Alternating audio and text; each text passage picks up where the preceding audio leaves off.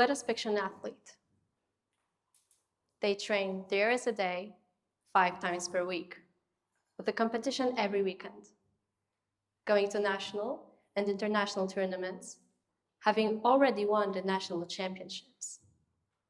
They're in the peak of their 8-year-old career, living with injuries, following strict diet, managing stress and pressure, in addition to having little to no time for anything else, is an inseparable aspect of being a competitive athlete.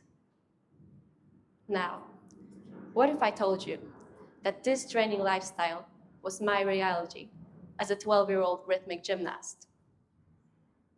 Rhythmic gymnastics, in the same way as other aesthetic sports, such as figure skating, dance, or synchronized swimming, demands more than a skill. It demands an image of grace, elegance, and a flawless body. What is more, it is an early school sport. Most gymnasts started training at 5 or 6 years old. By the time they turn 20, their careers are over. I began practicing rhythmic gymnastics because of my older sister. And if you had an older sibling growing up, you know very well that whatever they did was the coolest thing in the world, and so you had to do it too. I was 4 years old when I stepped onto the training mat. From that moment, each and every day, I begged my mom to take me to practice. At 6, I traveled for my first competition in Warsaw. I remember standing there, full makeup, a sparkling leotard. My hair pulled so tight it felt like a facelift, and enough glitter to blind the judges. That was my world. If you were to ask me, what is the most useful skill I have learned? It would be doing flawless winged eyeliner. To this day, I remember the moment my parents told me I couldn't compete because of my leg injury, one I had been battling for 4 years. At the time, that competition felt like the most important thing in the world, and hearing I couldn't go was devastating. I spent the whole night crying. It wasn't the pain that crushed me. It was the thought of missing out. Or at least that's what I told myself. Looking back, I realized I was more afraid of my trainer's reaction than of not competing. The next day, the competition was canceled due to COVID.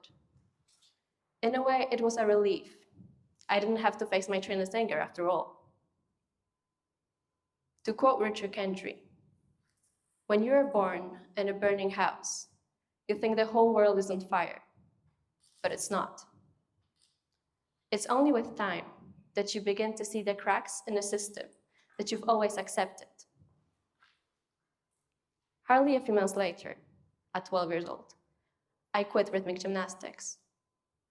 I told myself it was because I couldn't train as much as I wanted to, as I chose to focus on academics and getting into a good high school.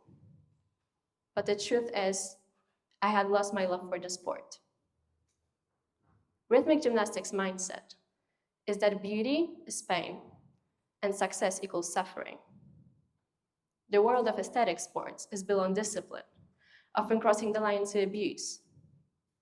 Children are stripped of their childhood. Crying, not allowed. Complaining, unacceptable. Injuries, ignored. The most detrimental training methods are seen as the most effective. During stretching splits between chairs, the trainer will sit on you, while you would have to endure it in silence. Children's muscles are more flexible because their tissues contain more collagen. Additionally, growing muscles and bones allow for a wider range of motion. This is why training starts as early as possible. The flexibility stays with you for life. I haven't properly stretched in 2 years, but every now and then I test to see if the splits still haunt me. One of my biggest struggles, directly connected to my later injury, was jumping. It was as if gravity pulled me down harder than the other girls. I just couldn't get high enough in my jumps.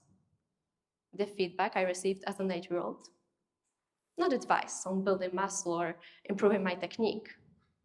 Instead, I was told I must have eaten too much for breakfast, and that's why I was simply too heavy.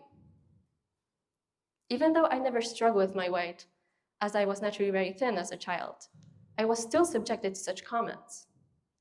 With other girls, it didn't always end in verbal abuse.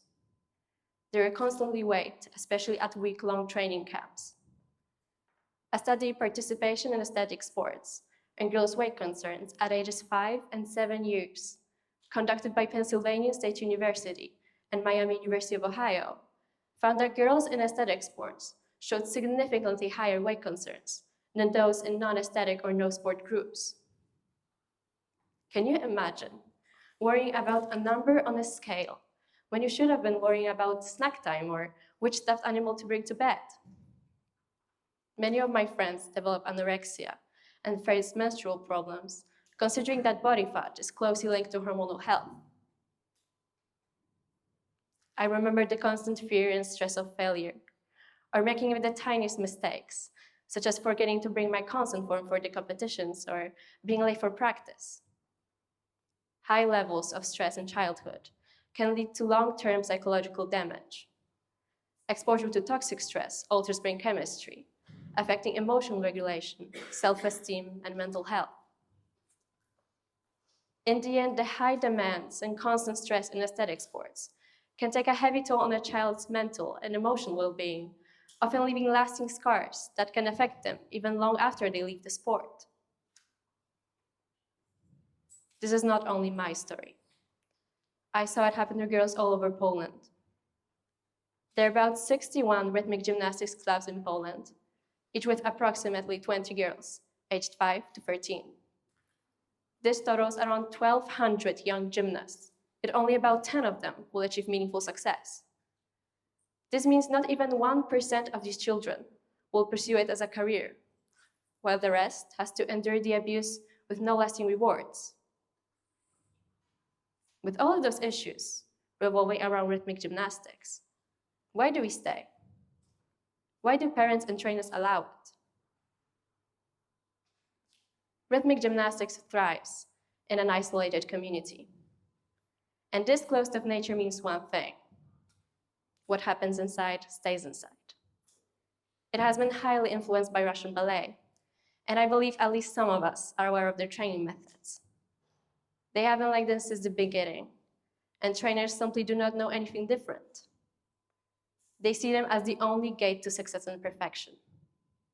Mistreatment goes unnoticed. Coaches can scream, humiliate, beat and break young girls without consequence. And we, as gymnasts, do not recognize it as wrong. It's just the way things are. Only when we leave can we see the damage. No one ever made me go to practice.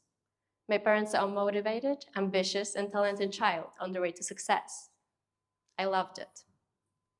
As children, we do not see if we are being manipulated, harmed, or abused. We do not have the ability to set boundaries, to say this is too much. We trust the adults around us. Parents, just as we did, accepted the reality as it was. And I didn't come here to say that coaches are bad people, programmed to harm innocent children. They're women who, just as our parents, want to help girls achieve their dreams. Rhythmic gymnastics, just as any aesthetic sport, is beautiful from the outside. It is feminine, it is graceful, it is perfect. Our teammates and trainers become our family, and the deep bonds, shared struggles, but also successes, make it feel worth it. Competing means traveling, and traveling means experiencing new, exciting places. It teaches discipline, stress management, resilience, and independence. You cannot recognize the reality of your situation when you're inside the system. It was only after leaving that I saw the damage, the unrealistic expectations, the emotional toll. Only after quitting did I realize how conditioned I had been to accept pain as normal, pressure as love, and suffering as success. Just because something is normal does not mean it is right. Coaches often push young athletes beyond their limits, justifying it as a necessary sacrifice for success. They believe that pain builds resilience, and only those who endure it will achieve greatness. But at what cost? Should the pursuit of medals and trophies outweigh a child's mental and physical well-being? No achievement should come at the expense of a child's health. Yet in many aesthetic sports, suffering is seen as just another step towards perfection. It's easy to get caught up in the relentless chase for perfection, but sometimes the price is too high. True achievement shouldn't be measured by flawlessness, but by well-being, fulfillment, and genuine happiness. We often accept the norms of our community or environment as natural, unaware of their potential harm, until we dare to question them and see beyond what we have been taught.